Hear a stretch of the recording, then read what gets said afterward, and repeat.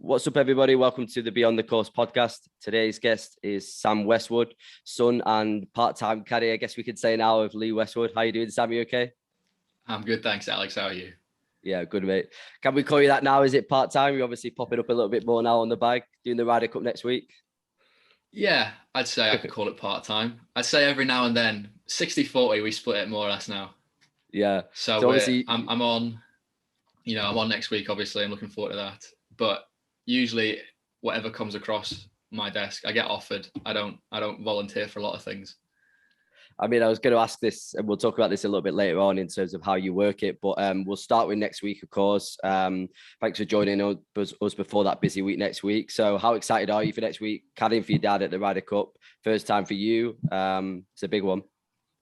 It's a very big one, yeah. I'm not going to lie. I'm very excited.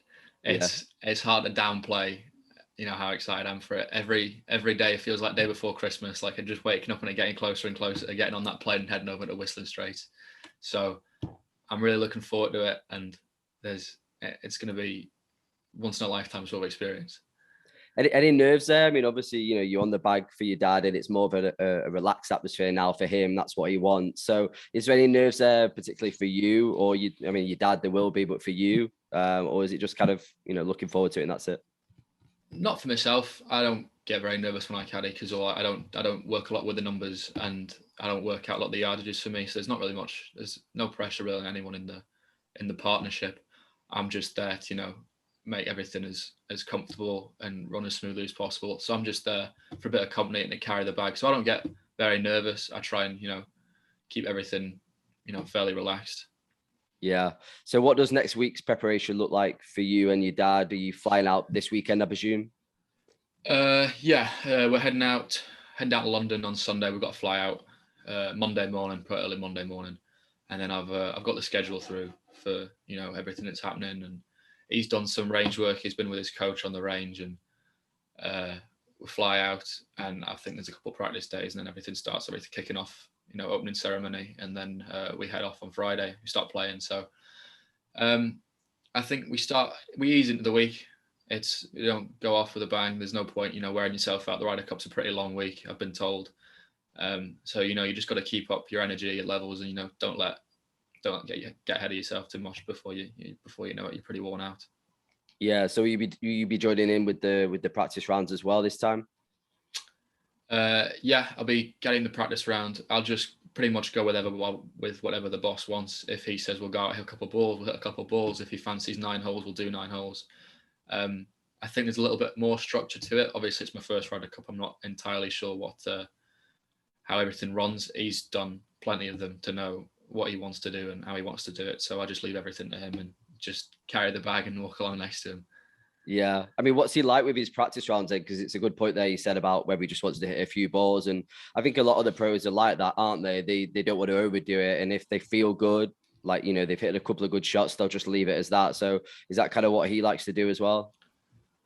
Yeah. During a regular tournament week, we'll be out there. We'll play, maybe we'll fly out on like the Monday, play 9 holes on the Tuesday, because there's usually a 9-hole pro-am on Wednesday. But if there's an 18-hole pro-am, we might just hit a couple of balls on Tuesday just to not overexert himself, again, keep the energy levels up. But, he likes to hit a couple of balls before the round, a couple of balls after the round if he's trying to feel something in his swing. And it's more of a week to week, whatever you feel comfortable with. I think he likes to switch up his routine a little bit. If he's feeling a bit tired, if he's done like an 8-week stretch or something and he's getting towards the end of that, energy levels are pretty low. But if he's feeling good, we'll go out, we'll hit a few and then hit a couple of putts, and I just like being out there with him. So whatever he wants to do. So how's he feeling then? I mean, I imagine, you probably notice it more than we do, but he's got that little bit of extra in his eyes when it's Ryder Cup week, I imagine. Yeah, I like to think during the Ryder Cup week, I think he bleeds blue and yellow, It's all or nothing for Europe. I think everyone gets that extra bit of boost of energy. Everyone, hypes themselves up a bit more. Everyone's just, wanting to give it the all because they're representing, a much bigger thing than themselves. They're representing their teams. They want to, turn up and win points for Europe. So I know next week he'll be just giving it 110% and just trying his hardest. That's all you can do, really. Sure. And what do you make of the rest of the team then, both for Europe and then also the US team? What do you make of those two selections, and what do you think the keys are going to be for both teams going into this week's Ryder Cup? I think we've got a good team. I think we've got a strong team. Obviously, Team USA on paper is very, very strong. I don't know the facts. I think they've got probably one of the strongest world ranking wise teams that they've had potentially ever. I think their highest player, Scotty Scheffler, who's ranked 21st in the world. And we've got a bit more. We go a bit further back in the world rankings, but I think their average players ranked 9th in the world, and ours is ranked 32nd. So on paper, the US has obviously got a very strong team, but in years past, they've had the same things, and Europe seems to come out, especially in Paris, we played really well. We had, Tommy and Francesco Molinari came out firing. They both, won lots of points for Europe, and I don't think a lot of people expected, the people that came out and scored a lot of points to do that. And I think, Europe just brings that we've got that connection, that close bond that I think in the team room that the USA team hasn't quite captured yet. They haven't quite figured out how to come together for that week of the Ryder Cup. Yeah, I tend to agree. I think when it comes to these team competitions, Europe just want it that little bit more, don't they? I mean, obviously, we've seen some disrupt in the US camp already over the last months or so with Brooke and Bryson, but then now Brooks has come out with this other comment recently about the Ryder Cup. And yeah, I just feel like those team events, they're not quite as up for it as us. And that's shown, as you said, in the last, what have we won now? The last 7 out of 10, is it, I think? And then also, if you look at the Solheim Cup recently, we weren't favourites for that, I wouldn't say, on paper either. And the girls went out and did really well there and won that, which just seems to be something about it for Europe that they love doing. They love playing in these team competitions. Yeah, I think one of the things about playing golf growing up in Europe, I think we tend to play a lot of match play. Growing up, I feel like in the US, other than high level college events, they don't play a lot of match play. It tends to be a lot of stroke play. I mean, especially when I grew up playing junior golf, we played tons of match play. We played inter golf club matches and there's county matches and all that sort of stuff. So I think especially in the UK, a lot of people grow up really learning the ropes of match play and really enjoying that. And I think that might have a little bit something to do with it. And then the US team, I know you said something about the Brooks comments, how they can't quite get into it. They can't quite Brooks, I think, what does he say? Something like it's a confusing week for him, or he doesn't quite feel like he settles into it. Obviously Brooks is a very good player, and I think he's going to play very good golf no matter whether he gets into it or not. But it's just whether he's got that extra gear that starts to click when he starts to feel like he's part of something bigger than just playing his own game. Yeah, it's a strange comment to make, isn't it, just before it starts? But I think it's the same as well with like the Olympics. I don't know whether they just tend to favor the PGA Tour over these kind of events. We saw a couple of the Americans dropping out of the US team and a bit of controversy with that. So again, maybe they're just prioritizing the PGA, whether that's because of money or whatever it is. But that tends to be their priority. Well, Brooks has definitely made enough money over the majors in the past couple of years. Yeah, exactly. I wouldn't say struggling in the major department. Yeah, I honestly, I don't know. I couldn't put my finger on it. I think Brooks is obviously, in a respectful way, is quite a selfish player. That's why he's been so successful in majors. He puts himself first, he puts his needs first, and that's why he goes out and he does what he needs to do to win, major competitions. So it's hard for people like that, I think, to come together 1 week out of the year to all of a sudden be it's about the team, it's about everyone else, it's not just about me. It's hard to just switch your personality like that all of a sudden. Sure. And with the course then, obviously Whistling Straits, a good one for you to caddy around as well. What sort of keys do you think that is going to be the keys for the players this week as well? I mean, it's obviously a US course, but a lot of the old boys, especially on the Europe team, especially like your dad, they've all had experience around the course as well. So it maybe doesn't feel quite like home territory for them. Yeah, I mean, I've personally never been to Whistling Straits before. I've never been to that part of America, so I can't comment on the golf course quite yet, but I've been told it's a bit hilly. So Helen was telling me earlier in this week she's glad she's taking this week off. She likes to take the weeks off that are usually either verging into the high temperatures or really hilly courses, because I like to do them ones that give her a bit of a break. But I think obviously the US set up their golf course the way they want to set it up. It's only fair we get to do it the same way. And so I think they're going to struggle to set up Whistling Straits, I think, in a way that proper favors American players. Obviously, it's going to play long because they've got length as an advantage. But it backs on to a lake. It almost plays like a link-style golf course.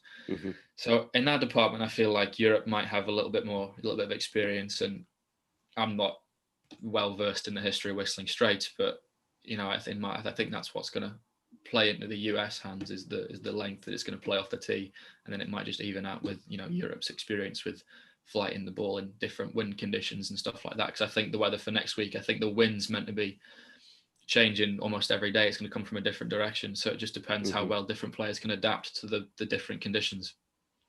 Yeah, and I think another thing that always goes in their favor is obviously the fans as well. The US fans really get up for it. I mean, your dad's had a lot of experience in Ryder Cups in Europe and the US. Has he said anything in terms of how him and the other players have to get themselves motivated when they're going to be basically in a place that is just going to be, let's say, 95% US fans? Yeah, it's going to feel very hostile. I can tell you that. It's not going to be many European chants, especially with the COVID travel bans that are happening right now. No one can get across. So we're really relying on a lot of international Europeans, like US-based Europeans, to kind of show up and support the team. So hopefully we can get a couple of people out there, and then the few will sound like the many once Europe starts putting some points up on the board and everything goes a bit quiet from the US side, hopefully. But yeah, it's definitely going to feel like we're away from home. It's going to feel hostile. I think we're all prepared that it's not going to be very friendly. And I think a lot of the players get in the mindset that it's the world against them. And I think they're well versed in dealing with that. They know how to play their game, and they know how to block everything else out. Otherwise they won't be the level that they're at. Sure. I mean, I think the start's the big one, as you said there. Just get some points on the board and try and shut the crowd up a little bit, if you like, and take it from there, really. Yeah, and there's some players that play within themselves, are a bit quieter, just play their own game, and there are ones that really like to get involved with the crowd and give it, big fist pumps. Like Ian Poulter, for example, he loves interacting with the crowd. He loves to feed off of that energy. I feel like when he's hated, when he feels like it's against him, he really starts to turn the heat up a bit, and he loves to play within that sort of environment. Yeah. And for your dad then, obviously, as you're caddying, you said that you're really not giving any numbers and stuff like that. It's more just about him feeling relaxed and enjoying that time with you and with Helen. But what are the keys, do you think, for your dad to play well in general and also in a competition like this, besides from maybe just feeling relaxed and feeling calm with yourself? I feel like having confidence in his swing is a massive thing. He's obviously a very consistent player. He's had such a long career. And when I think he feels comfortable within himself with his swing, he starts to, that feeds in other areas of his game. His short game starts to, feel good, and then in turn his putting. And then if he starts rolling a few in, it's just about momentum and keeping momentum up. And all of a sudden you hold one long one and you're back in it. And I think momentum's a massive thing in the Ryder Cup. It's a couple of putts here and there, they can change the whole dynamic of the game. So I think once he starts, just feeling, I think it's confidence. I think a lot of it has to do with confidence. Yeah. I mean, I imagine the rest as well in between these tournaments now at his age, because I remember when you were caddying for him, I think it was the Honda, wasn't it? After he had those couple of good results, and he said himself, like, he just didn't quite feel quite right that weekend, and he kind of struggled, didn't he? Yeah, that's got a lot to do with, obviously he's played a lot this season. He's played more this season than he's played, especially in the States. Having to travel back and forth, it gets exhausting. I think he had like a 6 or 7 week stint that time when we were doing, and in between that, on the Mondays and Tuesdays, we'd gone and played Augusta, which is one of the hilliest courses you can go and play when you're doing a long stretch of golf. And that week at the Honda, I think we hit a little bit of a wall. It's an easy thing to do. You just overexert yourself a little bit, especially, he's not a youngster on the tour anymore.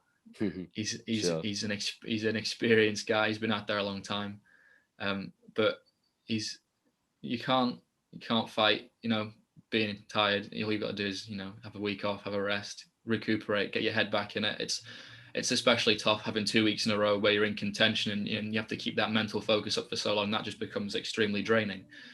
So once you've had that and you just feel like it's just your tank's emptying out. So I think once we finished the Honda, and I think we had a week off after the I think it was an event in South Carolina, maybe. I think he started to get a bit of a rest. And yeah. And tell us about that experience at Augusta. You touched on it a little bit there. So you obviously caddied, but you also played a couple of practice rounds, I believe, with your dad as well. Tell us a little bit about that whole kind of week or weekend and experience. Yeah, so we went up. It's my birthday usually the weekend of the Masters. So we went up a couple of weeks before and it was an amazing present, an amazing experience to go. And we were invited to Augusta for a couple of days by one of the members to go and play. And it's golfing heaven. As soon as you get onto the property, it feels like in a completely different world. And we were lucky enough to like stay in one of the cabins on site. And I think I played 9 holes as soon as I got in at 6 o'clock at night. And the next morning we got out early, we played 18, and then we had lunch, and we played another 18, and then we played another 18 the next morning we flew out. So we played something like near 54. My dad played something like 54 holes in 2 days, and then went on to play a practice round for a different tournament the Wednesday. So, I mean, I was tired, and I wasn't playing the previous weeks before that. But Augusta's it's a special place. It's got such a magical feel to it, I'd say. I'm speechless when I try and talk about it, to be honest, because I can't put it into words how much I enjoyed it. And then again, we went back 2 or 3 weeks afterwards, and it was the Masters, and I don't know how you make a place better than where it was, but we suddenly get there and the atmosphere was different, and it was everyone was in competition mode. And obviously I hung out in the caddy shack. The caddy shack there is unreal. Some of the people were telling me how good some of the sandwiches were in the caddy shack, and I was like, it can't be that good. I got in there, I was like, I'll take 3 or 4 of them out on the golf course. Yeah, you got those famous white overalls as well, right? Famous white. I'll just stuff all the pockets for sandwiches. Yeah, you hung that up somewhere in your bedroom or something. You got it framed somewhere. I had to give that back at the end of the week. Unfortunately. Oh no, couldn't I give kept the cap though. it. I've got the cap up on the shelf over there. Good man. So would you say that's probably the best moment, I imagine, of your golfing live, either just yourself or with your dad? My Augusta experience, both playing the practice, a little couple practice, and then caddying the week of the Masters, I think has been my greatest golfing experience to date. I think next week could top it at the Ryder Cup. I think especially for Europeans, just holds it's got a special place in my dad's heart, and hopefully we have a good week this week and it just becomes. I believe you didn't you beat your old man as well at Augusta? I read somewhere a little chip in on 18 or something. Yeah, so he set me a target of 82, and it was damp, it was playing long, and it was playing firm. He said the greens, I think, were some of the firmest they've ever had. I think they softened them up a bit for the week of the Masters, because they were just like tabletops and the balls were just rolling off them. And I'd shot 83 the first day, and he said if you can break 82, I'd be impressed. And I was on track for finishing within that, and then I doubled 16 to hit in the water. Then I bogeyed 17, so I was on track to shoot 84 or 83, I think. And then I had to hit it just short of the trap on the left on 18. It was into the wind uphill, and that 18 plays a lot more into the hill than you think. And I hit one that just went up into the wind and got caught, and it landed 20 yards short of the green. And it was such a tricky chip, and I was playing with Shane Lowry, and I'm addressing this chip, and I'm thinking, just hit it up there, hit it close as best I can get, and it pitches, it's right in the spot where I wanted it to, and it just kicks in and starts to camber in, and I can't see it because I'm so far below the level of the green. And all of a sudden Shane starts screaming, he jumps 6 feet in the air. He goes, it's in, and I'm like, is it? I woke up the ramp and I'm like, huh. And apparently everyone in the clubhouse could see that I chipped it in, and I got a nice round of applause when I went into the clubhouse afterwards, which was pretty cool. And then I pipped him on the 18th, to win the money. Anybody got that on camera? No one's got it on camera. It's just me and my memory banks. No one will believe me, but yeah, best shot of your life, I imagine. Best shot of my life, and no one caught it on camera. We've all been there. So when did you start to get into golf itself then? Because I don't think you were really that interested, were you, a long time ago? Your dad mentioned, and then you kind of got into it over time. Yeah, I started pretty late, about 14, 15. I started to get into it. When I was younger, I didn't get into it. It was more like dad's job, so I wasn't that interested in it. And then when we moved, I moved to Edinburgh out in East Lothian next to Edinburgh, and the golf courses around there are some of the best in the world. It's the Golf Coast for a reason. And I just started to play more. And actually, the reason I started playing was my dad said if I wanted to play in the Dimension Data Pro-Am on the Sunshine Tour, so he'd be the pro and I'd be his amateur, and we'd go play and tour him up for the week. I said, Dad, I don't have a handicap. I don't really play much. And he said, well, get your game in shape then. So I had 4 or 5 months to get my game in shape to play in this Pro-Am. And we went out to South Africa. And I think on one of the days I had something like 6 net birdies and 2 net eagles. And I think we finished 3rd place for the week. And after that, I kind of got a bit of the bug. And after a year, I went from an 18 handicap to a 8 handicap. And then after 2 years, I worked my way down to like a 4 or 3, and I got stuck on low figures for a while. I hit a bit of a wall, and then I'm working my way down, and I'm off like +2 now. So my game's got better as the years have gone by, but I've obviously got a pretty good coach, and I was fairly consistent with the way I was practicing. I was practicing out, after school, like for an hour or 2 each day. And I'm in Scotland in the winter, and it got dark at 3 o'clock, and I was playing as the sun went down. It was getting cold, and I'd play when it was snow, and then I proper got the bug, and I was really enjoying it. And then obviously I started to think about playing a bit competitively, and I played a bit on the 2020 Pro Tour. Obviously, didn't have many good results in that in the UK, but I've just gained a lot of experience through playing on things like that, and I just enjoy being competitive in the way I play. Yeah, I mean, was it quite a competitive family growing up? I mean, I know that your dad grew up in a bit of a competitive family, but he's always talked about that he's never kind of pushed you or your sister into golf or sports. So, yeah, did you play other sports when you were younger? Did he try and get you into golf? What was it like? Yeah, I played a lot of different sports when I was growing up. When I lived in England, I was into my athletics. I played a bit of cricket, did a bit of football, a bit of rugby, a bit of all-rounder. Then moved to America for a bit, got into basketball, a bit of American football. Then came back and became pretty golf focused. I dropped pretty much everything else.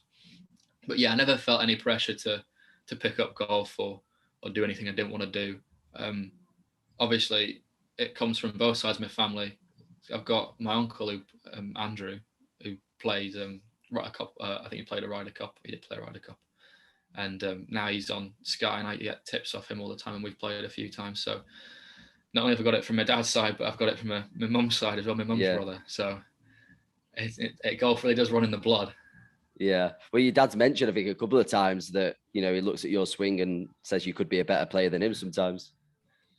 Yeah, well, we've got very similar swings just because I've grown up watching him. I've adopted all of his mannerisms and by proxy all of his flaws as well.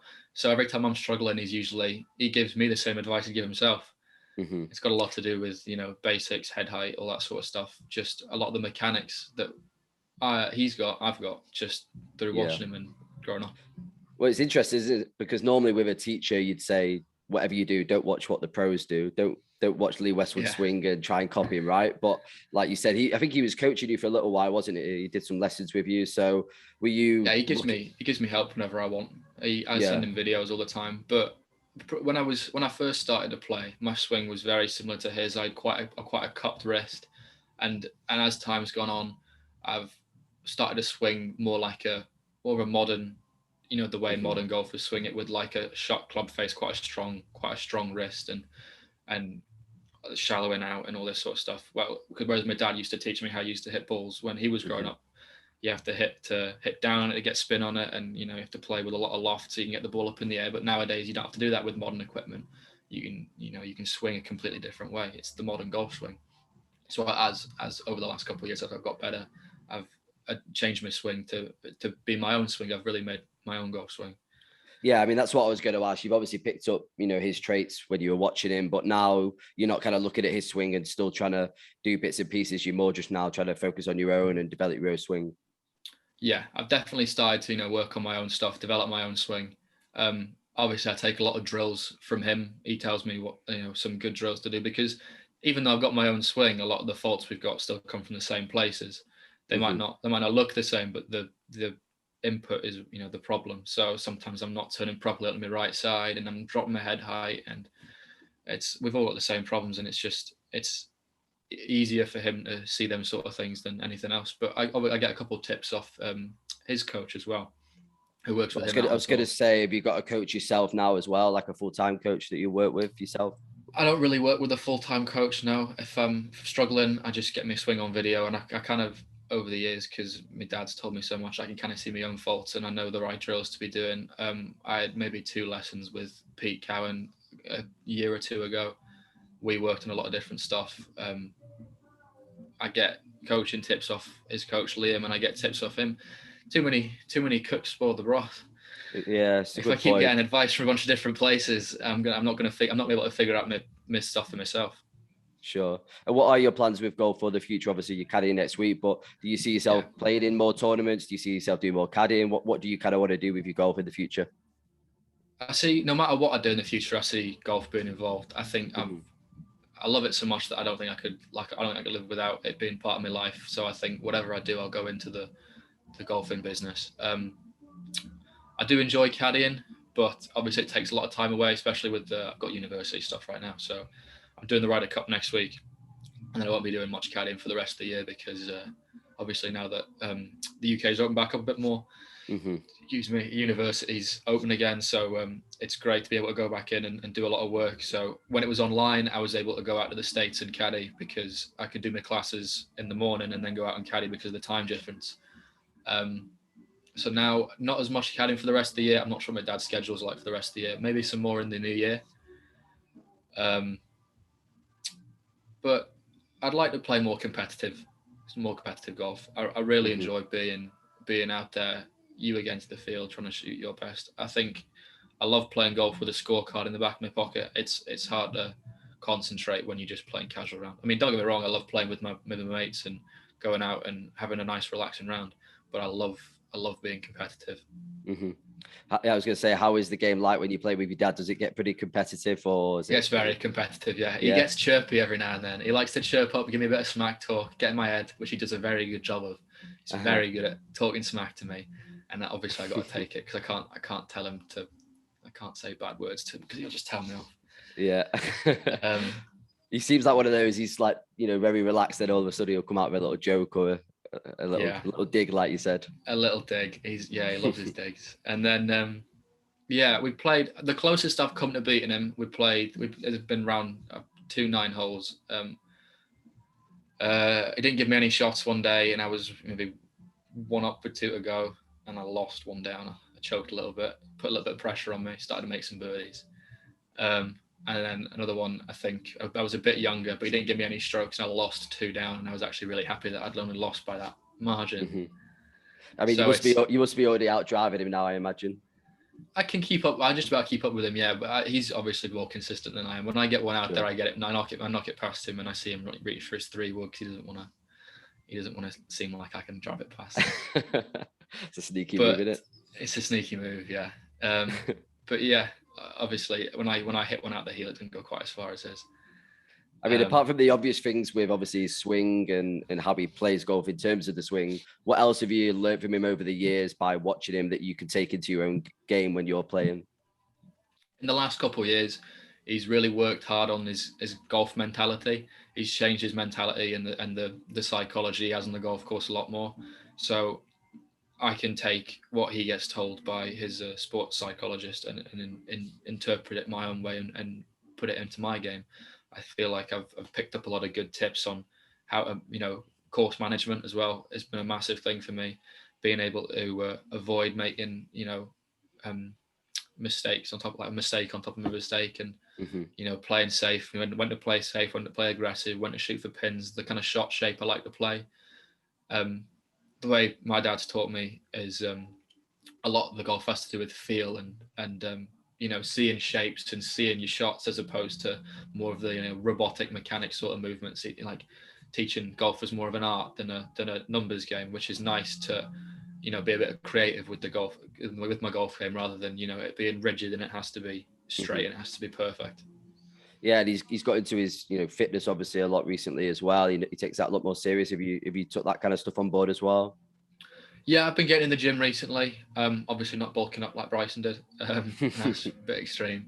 But yeah, I do a bit of gym work every now and then. A lot of lateral movement stuff and band work. Band work's really helped because it's obviously I'm young, I'm quite flexible, but to like be able to build up the muscle, the muscles I've got now is going to be like very beneficial later down the line when I'm much older. Yeah. Well, listen, just a last little word on next week then. Can you give us a bit of a score prediction? I presume you're going to say that Europe's going to win, but any score prediction from you? Oh, do I keep my mouth shut? Yeah, I think Europe's going to win. I've obviously got the stronger side, but I'll keep my scoring predictions to myself, I think. I'll write them down in my notes. I'll write them down in my notes and I'll send it to you, and then you can publish it and see if I'm right once we're finished. That's a wise move. Well, Sam, listen, I appreciate your time. I know you obviously got a busy week next week, so I appreciate this. And good luck to you. Good luck to your dad. And we'll be cheering on Team Europe. No, it's great. Thanks for having me, Alex. I appreciate it. Thanks, Sam. Great to meet you, mate. Cheers. Cheers, mate. Thank you. Bye.